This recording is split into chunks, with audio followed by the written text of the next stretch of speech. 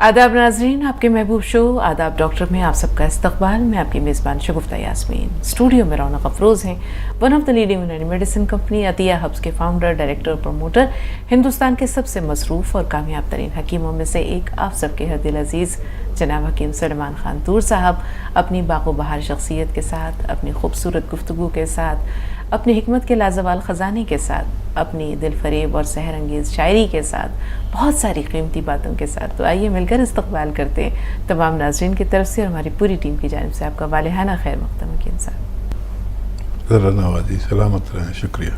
जज़ाकल्लाह। तो नाज़रीन, हमेशा की तरह एक ताज़ा बताज़ा गज़ल हकीम साहब के खूबसूरत लबो लहजे में आपकी समातों तक पहुँचेगी, लेकिन आगाज़ करते हैं एक छोटे से वाक़े से कि एक मरतबा मूसलाधार बारिश हो रही थी, बादल गरज रहे थे, बिजली कड़क रही थी और एक शख्स बारिश से बचने के लिए एक पेड़ के नीचे खड़ा हो गया। उधर से एक शख्स गुजरा, उसने कहा कि यहाँ खड़े ना रहो, यहाँ बिजली गिर सकती है, तुम्हारी जान को ख़तरा है, चले जाओ यहाँ से।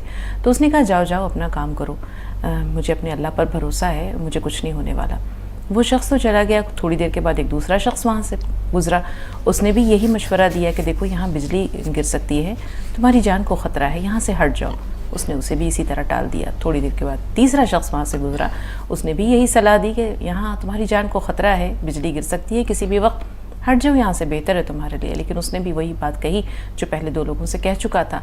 वो भी अपनी राह चला गया। थोड़ी देर के बाद बिजली जो है वो कड़की और उस पेड़ पर भी गिरी, पेड़ को भी जलाया और वो शख्स भी अपनी जान से गया।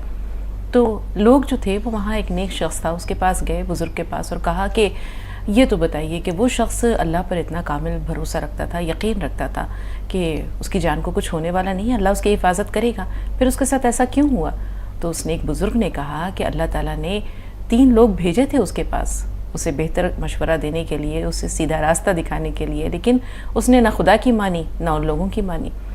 तो अल्लाह पर भरोसा अपनी जगह है, ज़िंदगी और मौत का इख्तियार अल्लाह के हाथ में है, लेकिन अपनी जान की हिफाजत ये भी तो ज़रूरी है। तो लिहाजा एहतियात इसका तकाजा भी है कि बंदा जो है वो अपनी अक्ल शऊर से काम लेते हुए जो बेहतरी हो उस पर अमल पैरा हो। यह तो एक छोटा सा वाक़या था नाज़रीन। अब हकीम साहब का खूबसूरत कलाम उनके लब लहजे में, उनके शेरी आहंग में ढलकर आपकी समातों में उतरता है। तो हम सब हमतन गोश हैं हकीम साहब, और आपसे इल्तिमास से क्या आगाज़ कीजिए। वही गज़ल का मतलब पेश है।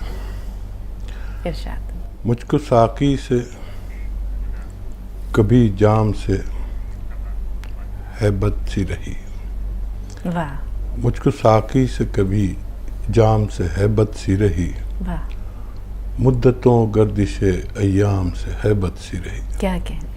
मुद्दतों गर्दिशे अय्याम से हैबत सी रही, कामयाबी से बहुत डरने लगा था मैं भी, कामयाबी से बहुत डरने लगा था मैं भी, हाँ मुझे हसरत नाकाम से हैबत सी रही। वाह वाह। हाँ मुझे हसरत नाकाम से हैबत सी रही। मुल्तफित है तो कोई फ़र्क नहीं है वरना, मुल्तफित है तो कोई फ़र्क नहीं है वरना, उस दरीचे से मुझे बाम से हैबत सी रही। वाह वाह, मुकर्रर हकीम साहब। मुल्तफित है तो कोई फ़र्क नहीं है वरना, उस दरीचे से मुझे बाम से हैबत सी रही। वरगलाया था मुझे शेख व ब्रह्मन ने बहुत, वरगलाया था मुझे शेख व ब्रह्मन ने बहुत, काफ़ी दिन तक मुझे असनाम से हैबत सी रही। वाह। वरगलाया था मुझे शेख व ब्रह्मन ने बहुत, काफ़ी दिन तक मुझे असनाम से हैबत सी रही। क्या कहने, सुभान अल्लाह। और मक्ते का शेर है कि था इरादा मेरा बाजार में बिक जाने का, वाह वाह। था इरादा मेरा बाजार में बिक जाने का, तूर कम होते हुए दाम से हैबत सी रही, तूर कम होते हुए दाम से हैबत सी रही, मुझको साकी से कभी जाम से हैबत सी रही, मुद्दतों गर्दिश अय्याम से हैबत सी रही। बहुत शुक्रिया। तेजी सुधा जी, इस्तकबाल है। सर कमाल कर दिया। आपकी एक एक बात न सुनने के लायक होती है। अल्फाज ऐसा लगता है, सीधा दिल में उतरते हैं। सर आपने सवेरे जो मेरे को बेटे के लिए कहा था, एक तो कहा था अपने सिया गोल भी दे सकते हैं, वो किसी में फायदा करेगा? क्योंकि कल ही मैंने उसे कहा कि तुम मार्जिन आर केयर तो मंगा लो, सर शायद यही बताएंगे मार्जिन आर केयर, तो उसने रात ही जो है ना ऑर्डर बुक कराया था। और खट्टा वो खाते नहीं है, 2 साल हो गए उनको जब से ये आपके मार्जिन आर केयर लेना शुरू किया था, उन्होंने खट्टा नहीं खाया। मैं पकौड़ी की ऐसे ना कांजी बनाती हूँ, जैसे राई डाल के बनाते हैं, राई नमक डाल करके बनाते हैं, खट्टी हो जाती है, उसमें पकौड़ी डाल देते हैं या गाजर। तो उसको बहुत शौक था, तो कहने लगा मम्मी इतना टाइम हो गया पिए हुए, एक दिन कांजी बना के पिला दो। मैंने कांजी बना के दी इसको, तो उससे पता नहीं इसका गला खराब हो गया, उसने साथ ही छोड़ दी। मतलब बहुत कॉन्शियस है अपनी हेल्थ को लेकर, कहने लगा मैं नहीं लेता। तो क्या सर ये इम्यूनिटी कम होने की वजह से होता है इनको? क्योंकि अनाज भी बहुत कम खाते हैं, मल्टीग्रेन ही लेते हैं, एक आध फुल्का, ग्रीन वेजिटेबल्स बहुत लेते हैं, फल भी अच्छे उसमें खाते हैं। जब से आपने बादाम वगैरह बंद किए थे तो उन्होंने वो भी बंद कर दिए। तो खाना भी नॉर्मल, मतलब कि बहुत संभला हुआ खाना खाते हैं, कोई चीज ऐसी नहीं लेते जिससे कुछ वो पड़े, स्टीम बना करके ले ली या बॉइल्ड वेजिटेबल का कटोरा भर के खा लिया, इस तरह से लेते हैं। कभी घर में जिद कर देती है थोड़ा सा तो खा लो, मेरे हाथ के बना हुआ है, तो वो बेसन वगैरह की चीज खा लेते हैं, अनाज नहीं खाते जबरदस्ती। बोली बच्चों को भी ये कहते खा लो दादी के हाथ का, फिर पता नहीं मिलेगा नहीं मिलेगा तुम्हें, पता नहीं शायद यही मेरी एसेट है, यही मेरी पूंजी है, बच्चे मुझे प्यार करते हैं, यही मेरा परिवार है। तो वाकई सर एक बात और कहना चाहूंगी, तो ये बताइएगा कि सिया गोंद किस पर्पज से उनको दूं, आपने बताया है। देखिए, अगर भगवान चाहे तो ये भी कर सकता है कि एक गैर उर्दूदा को भी शायरी की सलाहियत, समझने की सलाहियत, एहसास और तमीज़ दे सकता है। जैसे मिसाल हैं ये सुधा जी इस बात की कि शेर महसूस करने लगी हैं, और शायद इन्हें उससे पहले शायरी का इतना, जब से भी जुड़ी है हमारे साथ 2-3 साल से, तो जब ये शेर को समझती नहीं थी, आज इनका अंदाज़ तकल्लुम जो है वही बता देता है कि ये शेर को कितनी गहराई से लेती है। तो ये भी होता है कि किसी को शौक़ दे दे। मुझे भी शौक़ नहीं था, बचपन था मेरा, तो मैं शायरों और अदीबों में बैठता था, और आदमी जिन लोगों में बैठता है, जिन लोगों के साथ रहता है, असल में हम अगर गौर करें तो उन्हीं का जमा खर्च हो जाता है। जैसे सुधा जी तो हमारे साथ 2-3 साल से जुड़ी, तो शायरी का बहुत शौक़ हो गया, और इंतज़ार करती है शायरी का, और उसी दिन गज़ल सुना देती है। तो ये बढ़ता जाता है, जितनी फिर किसी चीज़ में जितनी कोशिश करो उतना ही कामयाब आदमी हो जाता है। हमें बड़ा अच्छा लगता है आपका जुड़ना, और अब हमसे ज़्यादा तो हमारी एंकर खुश होती हैं आपकी जुड़ने से। लेकिन मैं बड़ा याद कर रहा हूँ हमारी बहन दयावती को कि वो क्यों नहीं जुड़ पा रही। उनकी खबर अगर वो सुन रही हैं या उनके नाती पोते सुन रहे हैं तो उनसे कहिए हमारी तरफ से आपको सलामती की दुआ है, और अपनी खैरियत ज़रूर दें। अच्छा देखिए, मैं एहतियातन गौनसिया दे रहा हूँ उनको, एक खुराक बेटे को, कि अगर कोई नर्व में प्रॉब्लम हो तो वो ठीक हो जाए। और ये जो राई कूट के जो ठंडाई बनाते हैं, ये बड़ी ठंडी होती है, उसी से हुआ उनको। अब पता चला, सारी पोल खुल गई। तो ऐसी ठंडी चीज़ उन्हें ना दिया करें, वो सर्द मिजाज आदमी है और उनको गर्म चीज़ें बहुत फ़ायदा करती हैं। तो उसी से सब जाम हो गया, और वही रेशा जब बहुत दिन तक हमारे जिस्म में रुकता है तो वो पहले पीला पड़ता है और फिर हरा सा आने लगता है, तो उसी ने सब कुछ जाम किया।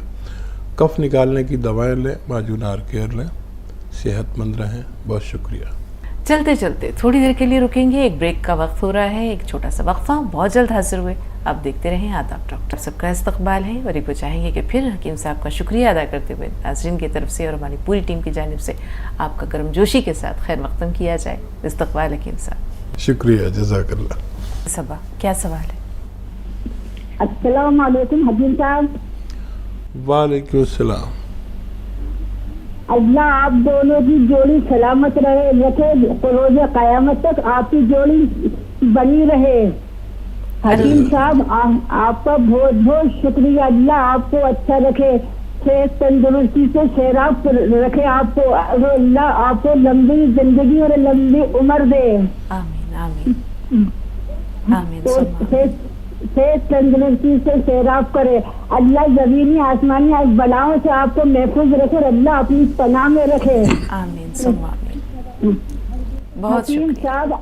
हकीम साहब आपकी दवाओं से लाखों लोग घर बैठे अच्छे हो रहेंगे और आप इससे इत्मीनान इससे इस्तक़लाल से बात करते हैं और दवाएं बताते हैं कि मैं क्या बताऊं। और मैं आपका हर प्रोग्राम देखती हूँ, आपका कोई प्रोग्राम में नहीं छोड़ती हूँ। और आज मेरा पहली बार फोन लगाया, मुझे इतनी खुशी हो रही है कि मैं आपको बयान नहीं कर सकती हूँ कि आपसे आज मेरी बात हो रही है। हकीम साहब मेरी बहन का लीवर खराब हो गया था, लीवर में इंफेक्शन हो गया था, किसी दवाओं से वह अच्छा नहीं हो रहा था। जब आपने जैतून का नमक, खाने का सोडा और अलसी का पाउडर बताया, वो मैंने अपनी बहन को दिया। उस खुदा का लाख लाख शुक्र एहसान है और उसके बाद आपका शुक्र एहसान है कि आपकी बताई हुई दवा से आज मेरी बहन अच्छी हो गई है। माशाअल्लाह, अल्लाह का शुक्र। अच्छा हाँ हकीम साहब, एक बात और पूछना थी आपसे। तो ये अपन खाने का सोडा चुटकी ले रहे हैं, उससे वजन तो कम नहीं होगा? खाने का सोडा इस्तेमाल करने से वजन कम? जी ठीक है। और कोई सवाल बहन? हाँ पूछिए मैडम। मुझे पूछा हकीम साहब से ये कहना था कि कोई सेहत बनाने के लिए कोई दवा बता दें, जरा वजन बढ़ जाए। ठीक है। और कोई बात? आज बहुत दिन बाद आपकी कॉल लगी है, लिहाजा जो दिल में है सब कह दें। हाँ बस मेरी दिली तमन्ना ये है हकीम साहब से मिलने की, उन्हें रूबरू देखने की और रूबरू बात करने की। तो मेरे लिए हकीम साहब से मुलाकात कब होगी? इंशाअल्लाह आज बात हुई है, मुलाकात भी होगी। बहुत बहुत शुक्रिया बहन। हाँ वो मुझे कब्ज रहता है मैडम जी। ठीक है, मुझे कब्ज रहता है, तो उसके लिए मुझे क्या करना है ये समझिए कि 2 दिन में जाती हूँ तो मुझे डेलकुलेक्स वगैरह लेना पड़ती है। बेहतर। बहुत बहुत शुक्रिया बहन। और मैं अक्सर शगुफ्ता ये सोचता हूँ कि उर्दू के हवाले से जी, अगर आप नहीं होती तो मेरा क्या होता? नहीं क्यों साहब, आप आफताब हैं हमेशा। हाँ मैं ये महसूस करता हूँ अक्सर कि लोग ज़रूर होंगे ऐसे जो मुझसे बेहतर कहने वाले, तुमसे बेहतर सुनने वाले, लेकिन हम नहीं जानते। शायरों, अदीबों में रहा हुआ इंसान पूरी ज़बान चाहिए और बरमला अल्फाज चाहिए। जैसे ये खातून बात कर रही थी तो बहुत जामे अल्फाज में बात कर रही थी, और इनकी खुशी, फ़ोन मिलने की खुशी हम महसूस कर सकते हैं। तो ऐसा ही होता है कि अल्लाह ताला पूरी ज़मीन तैयार करके देता है। मैं अगर उर्दू चैनल से मेरी शुरुआत थे और अल्लाह के करम से सबसे पहला शूट मैंने शगुफ्ता के साथ किया। शगुफ्ता ने मुझे बहुत हल्के में ले लिया कि शायद ये भी ऐसा ही होगा जो आते हैं, कुछ का कुछ बोलते हैं। अब मैं भी बड़ा परहेज करता था उर्दू बोलने से कि मैं जो बोलूँगा वो लोग सुनेंगे, समझेंगे नहीं। और मेरी गुज़िश्ता ज़िंदगी, जब मैं शगुफ्ता से मिला था तो बम्बई रहता था। अब बम्बई में उर्दू का बड़ा बुरा हाल है, लोग बात अजीब तरह से करते हैं। वहाँ की एक ज़बान है, बुराई नहीं कर रहा। तो मुझे बड़ी एहतियात से बात करने की आदत हो गई। फिर चलते रहे ये 10 साल 12 साल का सफ़र। तो अब मुझे ये दिक्कत नहीं रही जब से शगुफ्ता अल्लाह ताला सलामत रखे गए। मुझे उर्दू प्रोग्राम में अगर ये हयात हैं तो मेरे अल्फाज मेरे ख़यालात को समझ सकती हैं और उसके हम असर अल्फाज बोल सकती हैं।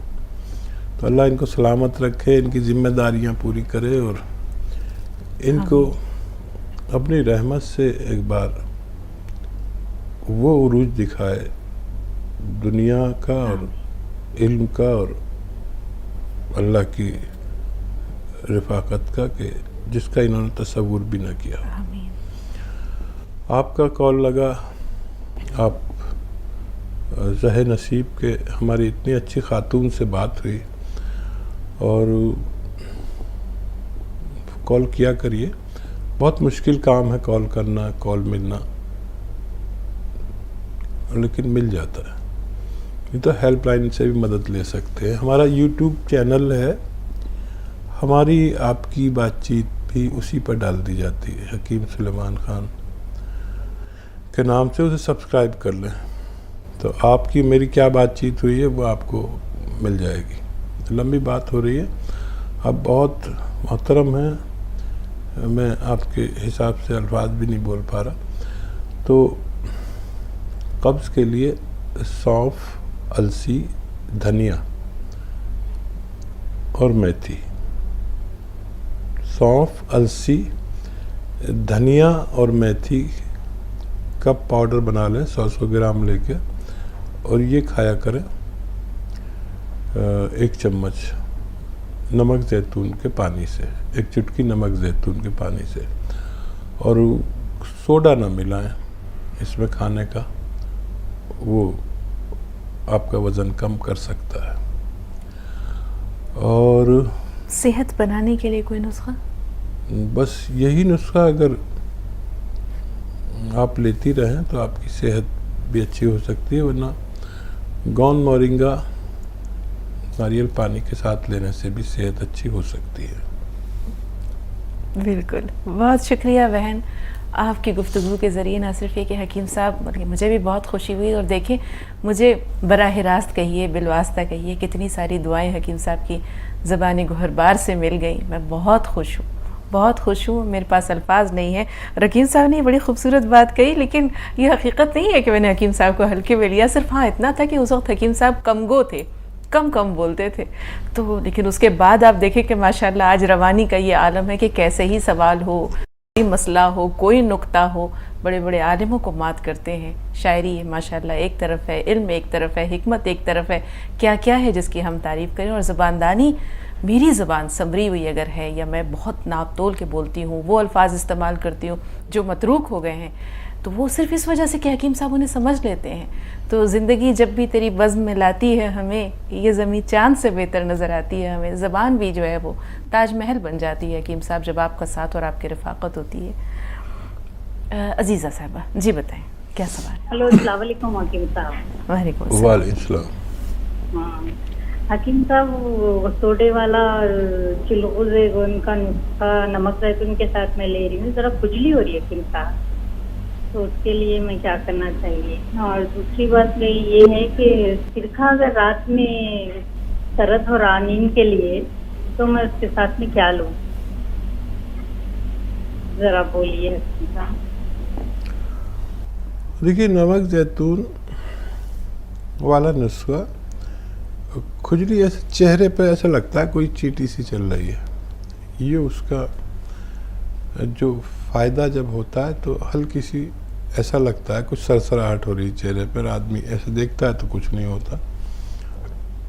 तो अगर ये चेहरे पे हो रही है तो ये आपको फ़ायदा पहुंचा रहा है, और अगर पूरे जिस्म में हो रही है तो ये कोई और बीमारी है। तो वो 1 चुटकी नहीं 2 चुटकी अलसी का पाउडर हल्का सा भून कर खा लिया करें।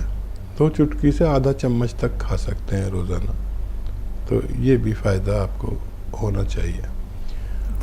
और क्या सवाल है? सिरके से मुतालिक सवाल था इनका। हाँ, सिरका मुसक्किन होता है और 2 चम्मच 3 चम्मच रात को उस वक्त पिए जब सोने का वक्त हो, माहौल हो जाए, तो इससे अच्छी नींद आ सकती है। आप इसे इस्तेमाल कर सकते हैं। जी, आसिया क्या सवाल है? जी आसिया। वालेकुम अस्सलाम। वालेकुम। वालेकुम अस्सलाम। जी आसिया। मैं सुबह शाम वो सफिस्तान उनाब अलसी और पिपले वाला नुस्खा ले रही हूँ। मेरे को फायदा बहुत है, 4 महीने से ले रही हूँ मैं। इसके अलावा मैं ये एक आधा चमचा अलसी का पाउडर भी ले रही हूँ और 1 चमचा इसबगोल की भूसी भी लेती हूँ। फिर और हाकिम साहब आँखों के लिए ये 1 गिलास गाजर के जूस में 1 ग्राम गौन मोरिंगा लिया बोले थे। फिर रात में ये दिमाग की प्रॉब्लम के लिए आधा चमचा धनिया भी और 1 चमचा नमक जैतून भी, ये 1 चुटकी नमक जैतून भी बोले थे। अभी नहीं शुरू करी मैं, वेट बहुत है मेरा 80 से ज्यादा है, तो मैं ये दोपहर में 1 चुटकी खाने का सोडा नमक जैतून भी ले रही हूँ। तो ये सब चीजों के साथ साथ ये सब लेन दे क्या? ठीक। हाँ, देखिए फ़ायदा आपको शुरू हो गया, माशाल्लाह काफ़ी फ़ायदा है। और ये नुस्खे जात आप ले सकते हैं, अलग अलग वक्तों में ले लिया करें। और ये सारे नुस्खे जात बहुत अच्छे हैं और सबूत ये है कि आपको फ़ायदा है। और खूब अपना ख्याल रखिए।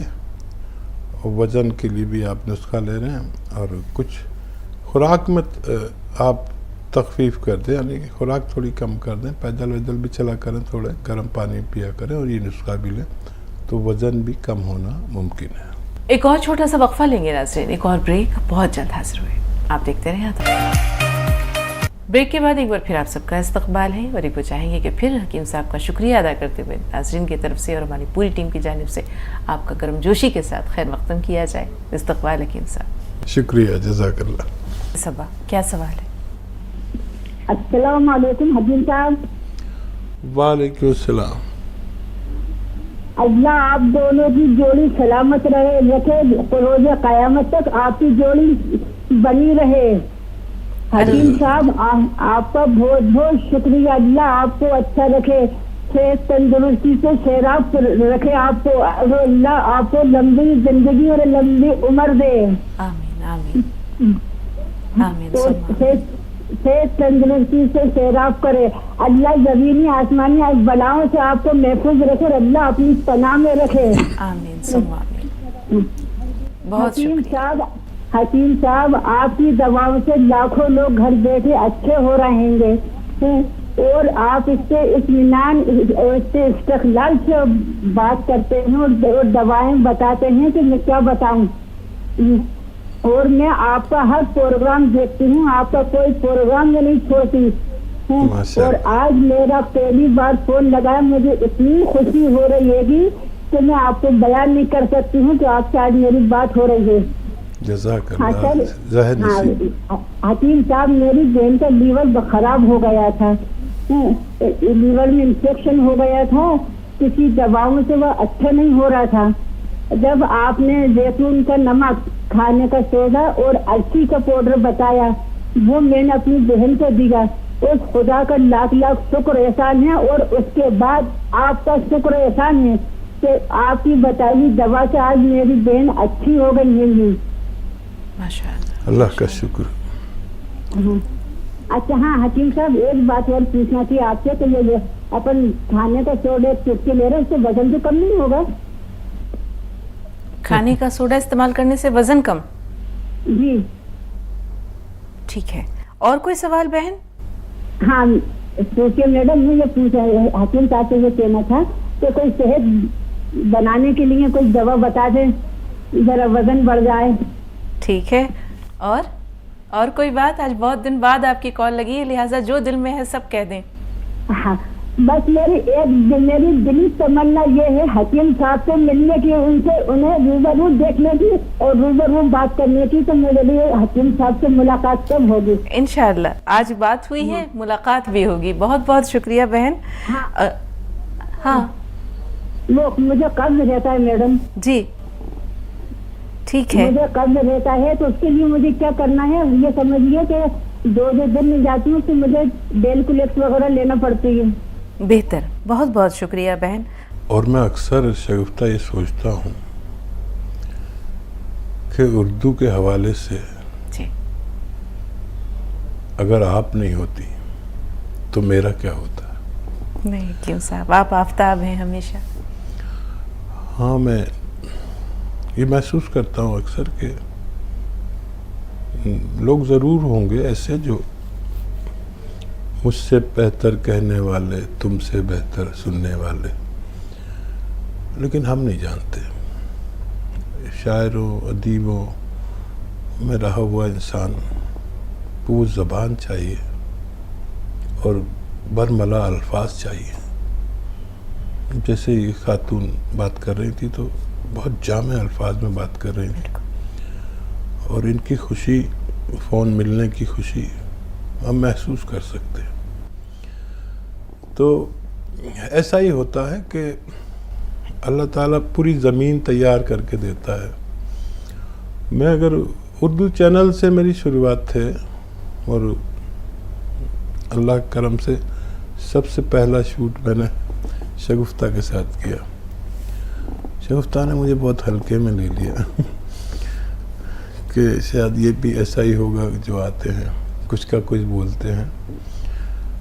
अब मैं भी बड़ा परहेज़ करता था उर्दू बोलने से कि मैं जो बोलूँगा वो लोग सुनेंगे, समझेंगे नहीं। और मेरी गुज़िश्ता ज़िंदगी, जब मैं शगुफ्ता से मिला था तो बम्बई रहता था। अब बम्बई में उर्दू का बड़ा बुरा हाल है, लोग बात अजीब तरह से करते हैं। वहाँ की एक ज़बान है, बुराई नहीं कर रहा। तो मुझे बड़ी एहतियात से बात करने की आदत हो गई। फिर चलते रहे ये 10 साल 12 साल का सफ़र। तो अब मुझे ये दिक्कत नहीं रही जब से शगुफ्ता अल्लाह ताला सलामत रखे गए। मुझे उर्दू प्रोग्राम में अगर ये हयात हैं तो मेरे अल्फाज मेरे ख़यालात को समझ सकती हैं और उसके हम असर अल्फाज बोल सकती हैं। तो अल्लाह इनको सलामत रखे, इनकी ज़िम्मेदारियां पूरी करे और इनको अपनी रहमत से एक बार वो उरूज दिखाए दुनिया का और इल्म का और अल्लाह की रफ़ाकत का, कि जिसका इन्होंने तसव्वुर भी न किया। आपका कॉल लगा, आप ज़हे नसीब के, हमारी इतनी अच्छी खातून से बात हुई, और कॉल किया करिए। बहुत मुश्किल काम है कॉल करना, कॉल मिलना, लेकिन मिल जाता है। ये तो हेल्पलाइन से भी मदद ले सकते हैं। हमारा यूट्यूब चैनल है, हमारी आपकी बातचीत भी उसी पर डाल दी जाती है, हकीम सुलेमान खान के नाम से। उसे सब्सक्राइब कर लें तो आपकी मेरी क्या बातचीत हुई है वो आपको मिल जाएगी। तो लंबी बात हो रही है, आप बहुत मोहतरम हैं, मैं आपके हिसाब से अल्फाज भी नहीं बोल पा रहा।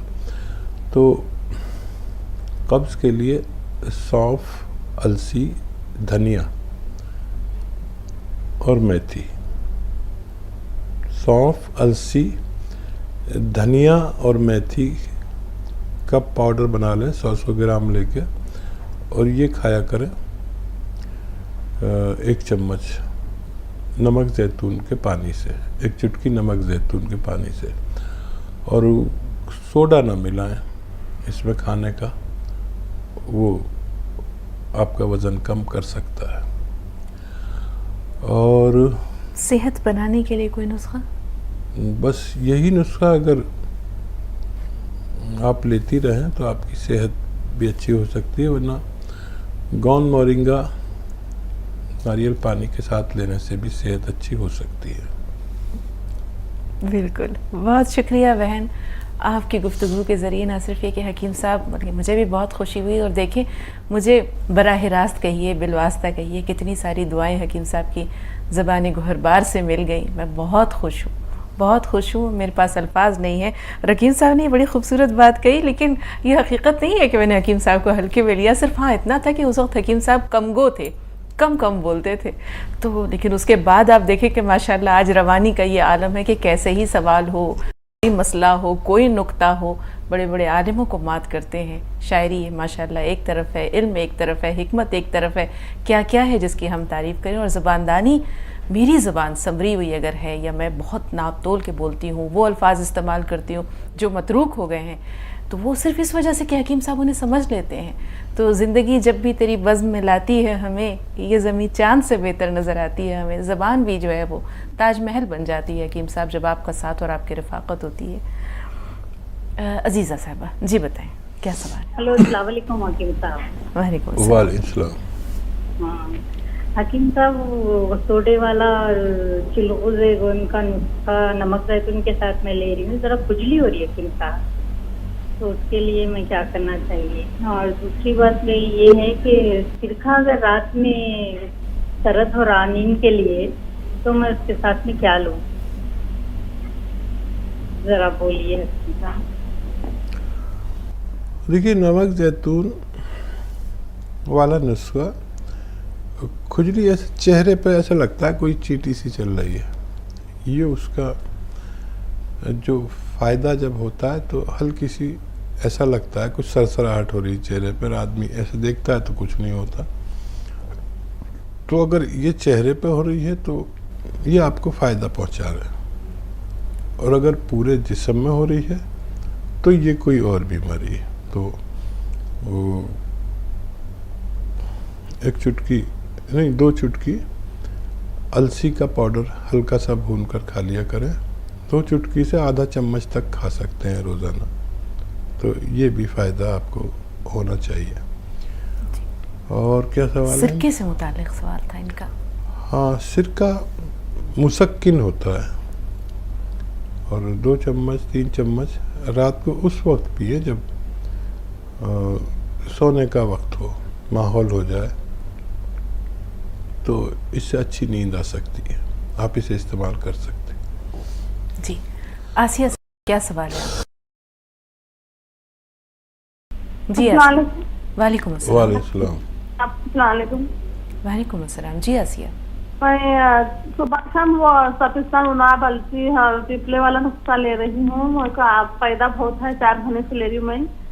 इसके अलावा मैं ये एक आधा चमचा अलसी का पाउडर भी ले रही हूँ, और 1 चमचा इसबगोल की भूसी भी लेती हूँ। फिर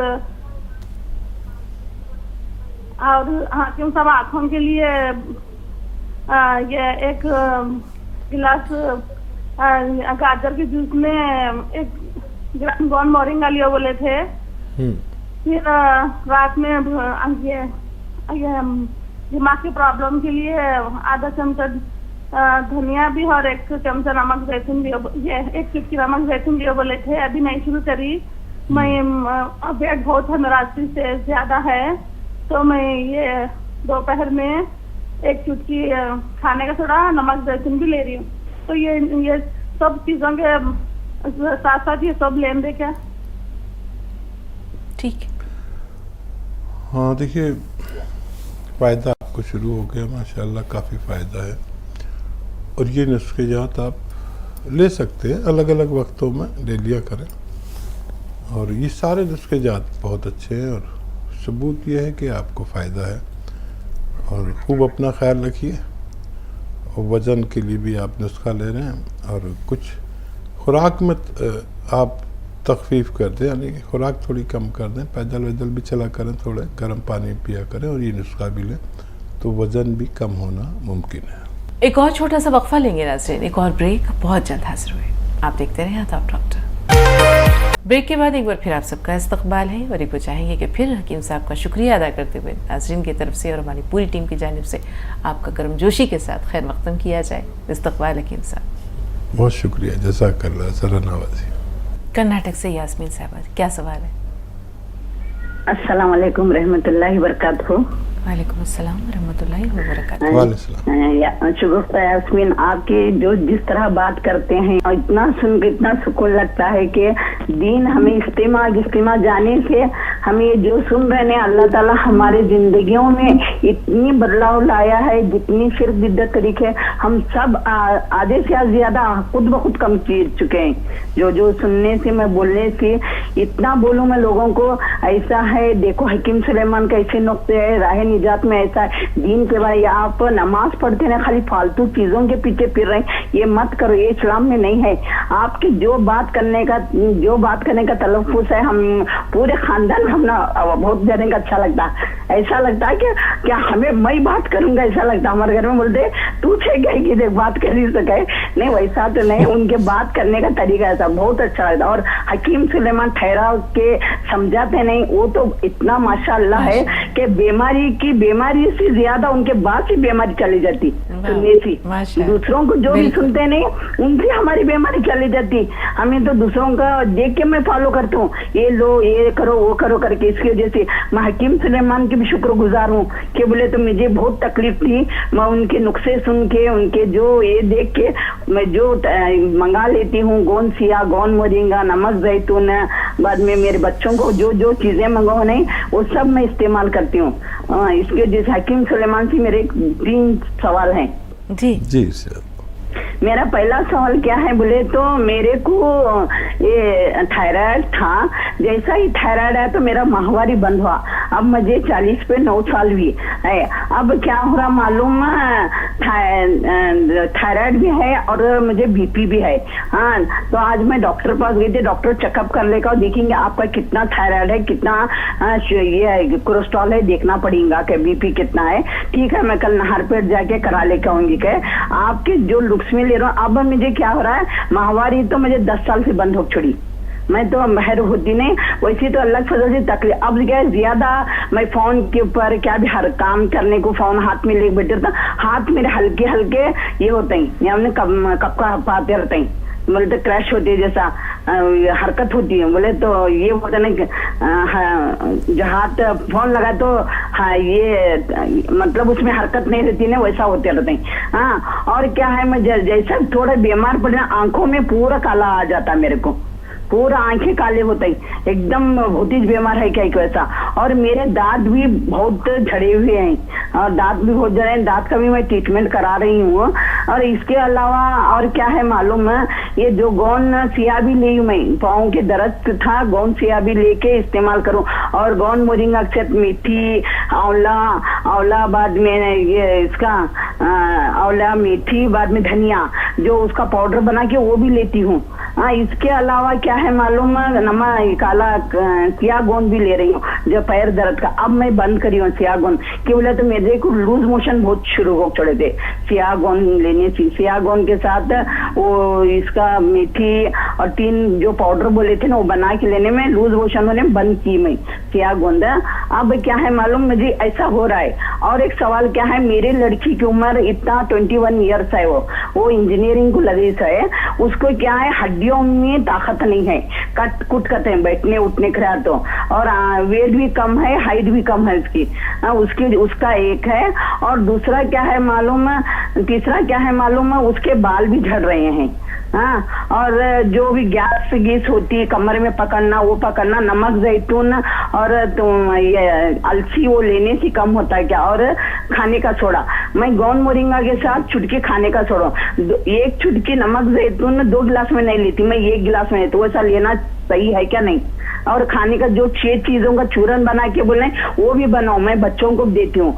मेरे लड़के को मुहासे मुंह पे बहुत हुए हैं, ईद से भी क्या है वो मुझे तफसील से चाहिए कैसा करना क्या करना। और मैं क्या भी सीने गिने बैठते ना सुई गिले तो हाथ स्क्रैच होते रहते, हलते ही कापे जैसे लगते रहते मेरे को, मेरे हाथ में हरकत काप रंग क्या हाथ, मेहंदी निकालने नहीं आता मेरे को डिजाइन को, कि बोले लकीर सही नहीं जाती, थोड़ा स्क्रैच होता है। ये क्या वजह से हो रही है, वो वजह से। और मुझे ज्यादा थकान होती रहती।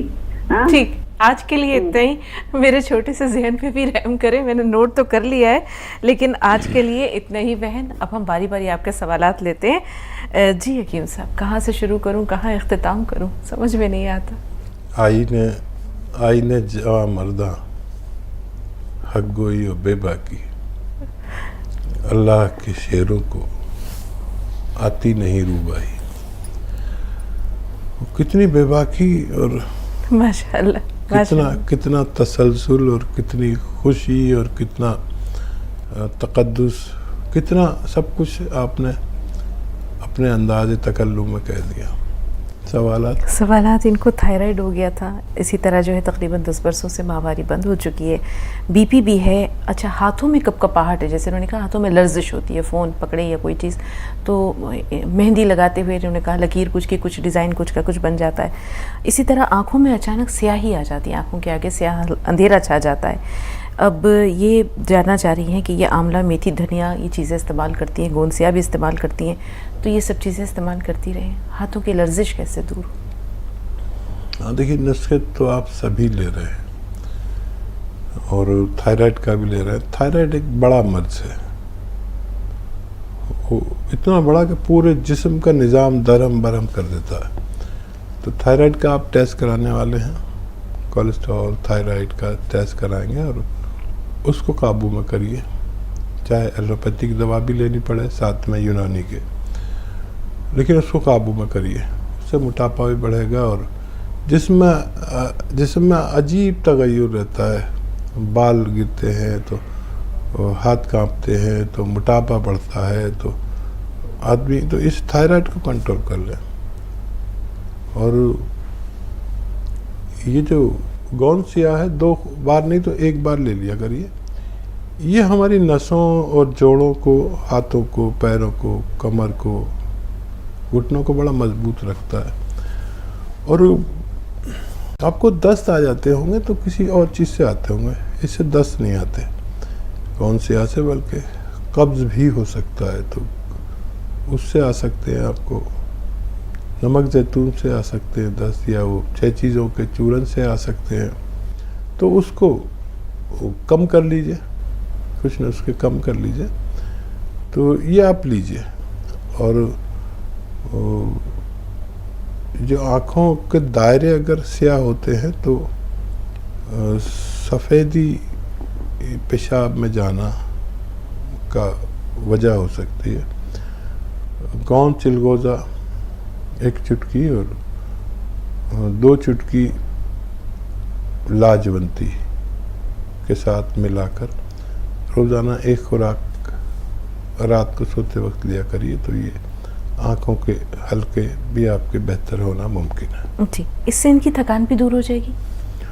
हाँ, जब ये वाइट डिस्चार्ज रुकता है तो थकान कम होती है, और थायराइड अगर कंट्रोल होता है तब भी थकान ख़त्म होती है। थायराइड की रिपोर्ट आने तक आप इंतज़ार करें, इंशाअल्लाह फ़ायदा मुमकिन है। जी, 21 साल बच्ची की उम्र है, इंजीनियरिंग की तालिबा है, लेकिन उन्होंने कहा कि उनकी हड्डियों में बड़ी कमज़ोरी है, आवाज़ें आती हैं, इसी तरह वेट भी कम है, हाइट भी कम है। दूध के साथ जो ये गोंद मोरिंगा 1 ग्राम और गोंद सिया आधा ग्राम रोज़ाना 1 बार दिया करें, उनकी सारी परेशानियां अच्छी होना मुमकिन है। जी, बेटे को मुहासे हो गए, वो चूरन वगैरह देती हैं, उन्हें इस्तेमाल कराती हैं, नमक जैतून भी दिया है, तो मुहासे कैसे ठीक होंगे हकीम साहब? हाँ, नमक जैतून दीजिए 1 चुटकी और धनिया आधा चम्मच खिलाकर नमक जैतून का पानी पिला दीजिए, दिन में 1 बार या 2 बार, बहुत जल्दी उनको फ़ायदा मुमकिन है। जी, आमना बेगम है सिकंदराबाद से। जी बताएं आमना साहबा, क्या सवाल है? आमना साहबा, मैं सुन पा रही हैं आप? हाँ, सुन पा रही हूँ। जी, तो सवाल बताइए। सवाल बताइए। नमस्ते, सलाम वालेकुम।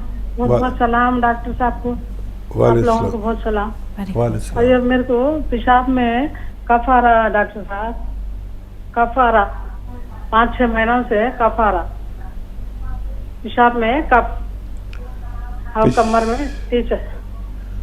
पेशाब गंदा सा आ रहा है क्या?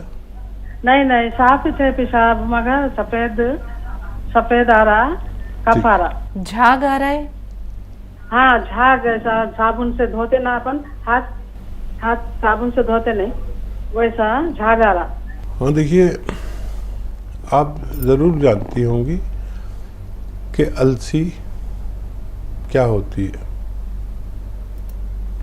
2-3 चुटकी अलसी का पाउडर और 2-3 चुटकी लाजवंती का पाउडर, इन्हें मिक्स करें और 1 चुटकी गोंद चिलगोज़ा, एक बार और दोहरा देता हूँ, 1 चुटकी गोंद चिलगोज़ा असली, नकली मत ले लेना, और 2 चुटकी या 3 चुटकी अलसी और 2 चुटकी या 3 चुटकी लाजवंती, ये मिलाकर आप दूध में मिलाकर या पानी के साथ या किसी भी तरह एक खुराक रात को सोते वक्त ले लिया करिए, और ज़रूरत पड़े तो 2 बार भी ले सकते हैं, सुबह और शाम।